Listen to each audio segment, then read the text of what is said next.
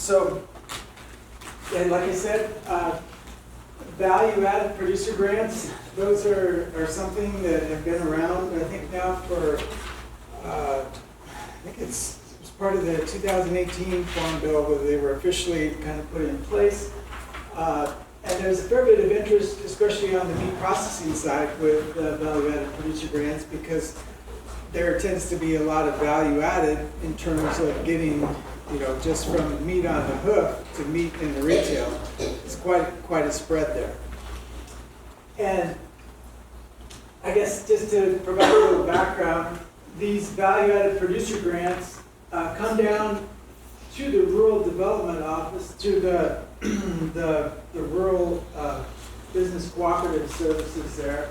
They put on, so they're a really small part here of all the total farm bill. Most of the farm bill is tied to nutrition, which is through the food stamps. And then you can see other things that we tend to think of going to agriculture with, like NRCS programs, with the ECOOP or whatnot. This conservation, they're just like only 7% of the farm bill. But they still wind up to be fairly significant dollars and programs for producers in terms of applying for as to what they can get. So one of the things I guess first keep in mind is when they talk about value-added producer grants, there's basically two pools or applications to start for. And the first one is the planning grant. So those can be up to $75,000. And they're basically for putting together, like say you want to have a processing facility or something, this would be an ideal place to kind of apply for, to look at to see, well, is this going to be feasible or not, in terms of putting it in. So the idea is to get everything put into it before you would apply for what they would call like a capital grant, which can be more money. I'll talk about that a little bit. But one of the things to think about value added, most of the time we're thinking of processing in terms of, like taking your beef from fresh form to jerky, sauce, all kinds of different ways. But it can also mean just like even local in terms of if it has a local identity, that can be value added. Grass-fed beef can also be an attribute that's added to just being the value added part. So that can all work in terms of being what you would call the value added. It's just having the attributes that are like unique in terms of your local brand identity. One of the things is on these grants, they were like a one-for-one match. Under the COVID, there was some reduction there to where you only had to have like a 10% match on some certain things. And there's some provisions in there as well for like beginning farmers and ranchers. Beginning farmers and ranchers, of course, is anyone who has been farming for less than 10 years or is interested in getting into farming and ranching. And this is one of the few grants I'm aware of anywhere where just independent producers can actually apply, all by themselves. Most of the time, most of the grants, you might have to have a nonprofit status or co-op status or something like that, but this here, just as an independent producer, you can apply for like this planning grant, where you can put together a feasibility study to look at that. And you don't have to ask for the whole $75,000 either. I mean, the thing to do is not, think you have to ask for the total because that's what the amount is, whatever is needed, I guess. Co-ops also apply, and a lot of ag producer groups. Tribes are often groups that can apply for these funds and do fairly well as well. I need to, we did a different clicker here, I'm not sure. I think it's just the battery, but I thought I changed the battery. But I guess. So the working capital grants, they can go for up to $250,000. And they require some matching as well, but a lot of this matching can be in-kind funds as well.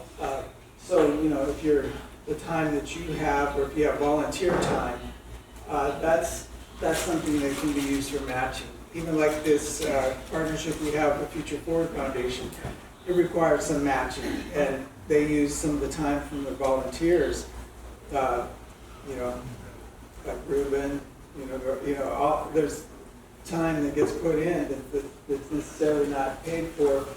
A lot of that gets used and counted for that, can be used for that matching part. In terms of what it can be used for, processing costs. So, technically, you could conceivably put together a small packing plant if you could put together all this, but, I'll show you some numbers here in terms of what we looked at for kind of a small processing facility, just a few hundred head per year, and $250,000 doesn't get you anywhere, in terms of that, because of all the equipment, coolers, and everything. And we won't get into all the details, but yeah, it really starts to add up to a lot of dollars pretty quickly. And Sam can verify that as well too, in terms of just the tools that they buy for the cutting and the vacuum sealer. It's not a whole lot to think about. Like I think on the vacuum sealer they have there, that's a $30,000 machine. So that's the thing you have to think about. It's the kind of what level can you get into this without getting overcommitted. And I'm going to show you some results of a company I worked with a little bit in Colorado, where they actually hired everybody to do kind of the processing for them. And I'll show you, if we get to it here, how that can be a viable option. Just looking at having somebody else provide it, because there is an awful lot of costs there. But they were able to get some of their costs paid for in part, or they applied for one of these because they could get some of their processing costs paid for. The advertising expenses, that's something that's really big. And the other thing to keep in mind is that you needed a business plan and a feasibility study that was third party.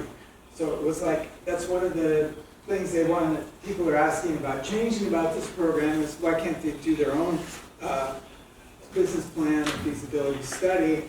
But that's the way it was written before, in terms of somebody else than that organization to give that third party objective view like that.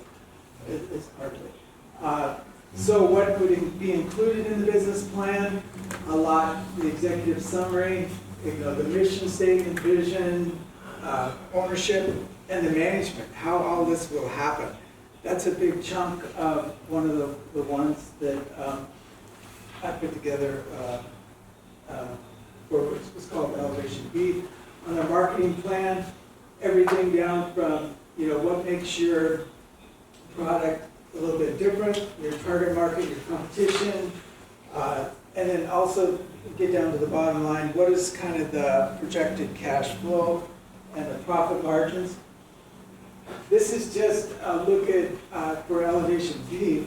They had, what was kind of unique about them was they were using Wagyu brand beef. Everybody heard of the Wagyu? They marbled quite well.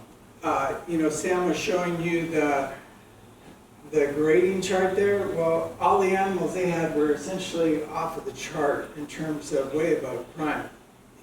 And what they were doing then, they were trying to they were marketing a lot of the beef, well, to three main things. One was the steaks. Of course, they would sell those a lot at the farmers markets. And then the challenge with the beef is everybody wants the loin steaks and everything, but then you have to the rest of the animal to deal with. So they were making a lot of jerky, and they were selling that to a lot of the craft breweries that are in the area there in terms of that jerky there. And then they were also working at, there was a lot of hamburger that they were doing. They were trying to work to try to convert more of that, what they would call these snack sticks. They would also try to move to the kind of what they would call the craft niche market. So the idea was they had a product that was unique in the sense the Wagyu, it's less than, I think of all the breeds cattle out there, the Wagyu is, like less than like 0.2% or something of all the cattle out there. And so that was kind of one of the things they were going for, and then also the craft breweries having that kind of audience there in terms of that income demographic and customer group that was in that craft beer market. Also be looking for almost kind of like a craft jerky or something that's a little bit unique, better tasting, and they basically didn't even raise their cattle. They were buying the cattle and getting it all processed, and then they would take it back, and then, well, basically they had their markets of like the farmer's market, this craft brewery, and then they also had some online sales they're working on. And they also moved some to where they have a CSA baskets as well. Let's see if I can. Yeah, so a lot of work, in terms of their visionary and missionary elements, a lot, they wanted to grow sustainably and profitably small batch beef business. So how many head were they doing? So they were doing about 50 head a year. So they were buying, but they were feeding them as well. So they were feeding on a small scale, so they would have, maybe 5 to 10 head when they would take them down and get slaughtered, and then kind of go through this whole process, and then the storing and everything. But they were all, other things they had there, what they do, they wanted a great way to raise their kids. They wanted to have, a reasonable work-life balance out, but, with some of the things they came back, obviously there was a lot that they had to deal with. I mean, just like when COVID hit, he had a load of cattle that he went down to the slaughterhouse, and then basically it was all closed up, So they take him back and feed him some more, but that gets everything off schedule. And, when you're small scale, I guess the good news is that you don't have as much at stake, but that was, for them, that's a lot to deal with when you're small. But they're basically working and trying to get into, this customer satisfaction, the quality, and name recognition in their business. So when we look at kind of the feasibility of the market, financial, this just gives a look at some of the results we kind of came up with. And the idea is here you kind of compare the mid-cost here with the retail prices here. And over here was kind of the summary. So the jerky here tended to be adding more value than like the snack sticks. It's kind of the bottom line kind of came up with. And the other bottom line kind of came up with as well was that this is 50% of the wholesale price, and right in here is 70%, and this is 100%. So this is where they were able to sell it, like retail price that they could get, like in Costco basically. So if they had to sell, kind of more like a wholesale price at 50%, it was kind of marginal. They could still make it on the jerky, but not the snack sticks. But, being able to get that reputation up there to where they can get, at least 70% of the wholesale price was needed for them to, kind of break it even on the snack sticks and then make some on the jerky. But, if you can get the full retail price, that's part of the challenge, though, on small scale, right? Is, you might get retail price on a lot of this stuff, but to get retail price on 100% of your product, that's where it becomes difficult, because there's a lot of different pieces and parts, that you're trying to move out there. Just to show you another example of the study we was involved with in Southern Arizona, there's kind of 4 different scenarios we basically looked at. Raising the cattle on native rangeland here, that's kind of used as a base. Then they had finished the cattle on irrigated pasture and used the UVA to process the meat. Then we had, they finished the cattle on the irrigated pasture, and then they had it slaughtered with a mobile slaughtering unit. And then they finished the cattle and developed a meat processing facility. This is kind of this just looks at just the net revenue. And one of the things to keep in mind here was the results down here always reflect something that's going back on, pretty much on the cost side. And one of the things why this was all negative here, pretty much on just with the native rangeland, was they were having to pay a large price for the land, basically just as if it was like being irrigated. So they had that same cost. So there was very few head here, and that was what was, making this in the red here. If they finished the cattle on the irrigated pasture and processed the U of A, they had these kind of negatives here every 5 years, and that was because in the assumptions there we assumed that the Bermuda grass had to be reseeded every 5 years. So that made a huge cost there in terms of a jump in that irrigated pasture there. But the other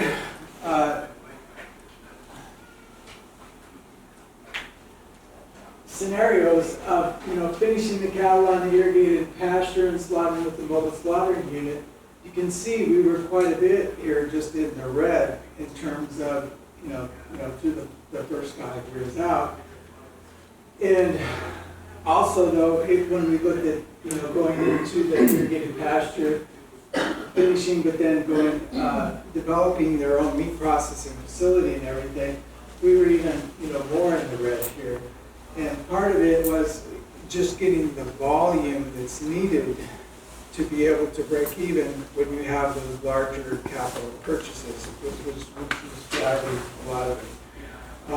And that's the other thing, I guess, that's kind of there's a catch between, because if you're too big, most people don't want to have a business that's a lot bigger than they can maybe just kind of manage themselves, because then the whole business is kind of controlling their life. Let's find out. But most of the people that do direct marketing beef, like grass-fed, like say Double Check, Schwennison's, I mean, they have like about 120 head per year, and they will gross. Paul last said, it's around not quite 5,000 head, but somewhere in there, when they go through everything, So, that gets them up to where they have maybe like 600,000. But, when they're going to all these farmers markets and everything, taking it out there, they have an awful lot of expenses associated with just that direct retail. I mean, the retail side of the farmers market is great in the sense of getting you right there next to the customer in terms of what the customer wants and everything, but it's a very costly kind of a transaction in the sense that you just can't scale that very well, right? I mean, you have to have somebody there as you expand and grow, But I know a lot of companies feel that it's been very beneficial for them to have that farmer's market experience, just because when they started out, it got them in tune with a lot of the marketings and the markets and the value added things that are there. So just the value added contact here for Arizona is Greg Humphreys. I'll just also throw this map here. USDA, Farm Service Agency, personnel that are involved, their website as well. And also, like I said, Sam said, all these slides that we've gone over, we'll put on a flash drive and make available for the last class, so you at least have these slides and whatnot, okay? We should just do that the last class so you can get all of it. But yeah, we can, I can email this to you as well, a lot of this stuff as well. But we'll also be going over, we'll have these record-keeping workbooks that we'll be handing out just to give you an idea for things to keep track of. Because almost all this stuff here, you really have to have a good records. Like in terms of just having any baseline for your technical feasibility. What goes in, what comes out. That was like for this Wagyu operation where they're using the Wagyu, they had different ratios in terms of what they would get out because they were obviously a lot fatter, as like Sam was saying. So they had, different numbers than what you would have with like a lot of traditional crossfits. So, keeping track of all that is very important. I know Sam Sam talked a little bit about this as well too, in terms of the differentiation between grass-fed, organic, natural, and conventional beef. The one thing maybe people tend to get don't distinguish between, especially since there's this push to be vaccinated and everything, but vaccinations can occur all the way across, even in terms of being organic beef here. So it's just where you have the hormones, ionospheres, those are feed additives. It contain more pesticides, all those things, to where you don't have vaccinations. So vaccinations are used, across cattle for health and everything. And the other thing to keep in mind too, on the natural beef, that is essentially an affidavit that you have with FSIS, Food Safety and Inspection Service. So somebody that obtained a natural label, like say in 1980, may have quite a bit different in terms of what they do than somebody that has a natural label that they obtained 5 years ago. Because once that label is granted, then there are typically not, updates done to that. And the grass-fed, of course, that's often associated with being more natural, but it's different on its own. And just a couple of minutes to go over, this is involved in a study we looked at with the restaurants. This was a student here, and we had different attributes of beef they could order here in these two different bowls we put, and then they put that into whether their taco or anything with the meat products, and they could sample that. So this is kind of what the menu looked like. So they would have sample A, or sample B, or the regular menu, those three things that they could order off of. And I guess I'll just kind of summarize a little bit. We didn't find any value associated with the local name in that, in the sense that we were just looking at consumers that were coming into a regular restaurant. We weren't going to a particular farmers market group or whatever, just consumers at large. And when we had those consumers, we didn't find any difference, significant difference in terms of what they would be willing to pay for if it was Arizona grown or local grown versus foreign. We couldn't really find much for significance here on the organic, unless other than those that were less than 16 years of education, they had like a negative willingness to pay for organic. The naturally raised, we didn't really find significance. We did find the grass-fed, though, to have significance in terms of the people were willing to pay more for the grass-fed after this sample. And we found, I guess, the thing we found the most someone would be willing to pay for would be those with grass-fed and then with like a bachelor's degree. They could pay upwards of a 50% premium over the conventional. But you have higher costs associated with the grass-fed as well, so that doesn't directly convert. But this, when you think of like your customers, there's 7 million people in the state, so that's a broad customer base. But how many of those are actually going to be willing to pay, for like grass-fed beef? Like Sam says, it's not going to be everybody, so it takes a subset of that. And that's where, if you have a large enough market to draw from, that will hopefully give you the best odds. And I guess, kind of what we found here in the bottom line was if there's any attribute, the grass-fed attribute is probably the one that should be pursued the most over the naturally raised and the organic in terms of just on the beef side. So I guess just to kind of wrap up here, I think these value-added producer grants are something to consider because it's a good chance to get some funds to really look into detail a lot of the market aspects of it, of a project you might be thinking about, and also maybe the to get the funding to really look into the details of what it's gonna cost to maybe do anything that you're considering. And look at it, what kind of scale is gonna make it work. And then also, if you have any records of your own